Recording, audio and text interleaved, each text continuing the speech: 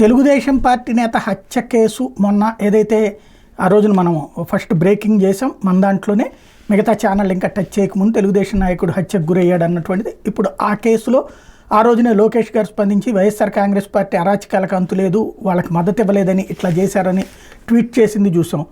అయితే ఇప్పుడు అందులో పత్తికొండ నియోజకవర్గం హోసూరులో ఇటీవల హత్యకు గురైన టీడీపీ నేత వాకిటి శ్రీనివాసులు కేసుని పోలీసులు ఛేదించారు. శ్రీనివాసులు అదే గ్రామానికి చెందిన మరో టీడీపీ నేత గుడిసె నరసింహులు హత్య చేయించాడని గుర్తించారు. పత్తికొండ టీడీపీలో ఆధిపత్య పోరులో భాగంగానే ఒక టీడీపీ నేతను అదే పార్టీకి చెందిన మరో నేత హత్య చేయించినట్టు తేలింది. ఈ హత్య జరిగిన రోజు వాస్తవాలు తెలుసుకోకుండా వైఎస్ఆర్సీపీ హత్య చేసిందనే పార్టీ మీద మాజీ సీఎం వైఎస్ జగన్మోహన్ రెడ్డి మీద మంత్రి నారా లోకేష్ ట్వీట్ చేశారు. ఇప్పుడు వాస్తవాలు బట్టబయలు కావడంతో ఇదంతా బయట నవ్వులు పాలయ్యారంటూ సాక్షి రాసుకొచ్చింది. పోలీసులు అయితే ఇంతవరకు ఏమీ స్పందించలేదు. ఇందులో ప్రధానమైనటువంటిది ఏంటంటే అసలు ఎందుకు జరిగిందంటే హోసూరులో వాకిటి శ్రీనివాసులు టీడీపీ నేత, గుడిసె నరసింహులు సిఆర్పీఎఫ్ హెడ్ కానిస్టేబుల్గా రిటైర్ అయిన తర్వాత టీడీపీలో చేరి నాయకునిగా ఎందుకు ప్రయత్నిస్తున్నారు. శ్రీనివాసులను పత్తికొండ సహకార సంఘం అధ్యక్షుడిగా ఎంపిక చేసేందుకు ఎమ్మెల్యే శ్యాంబాబు సిద్ధమయ్యారు. ఈ క్రమంలో రాజకీయంగా తన భవిష్యత్తు ఏంటో చెప్పాలని శ్యాంబాబు నరసింహులు అడిగినట్టు తెలుస్తోంది.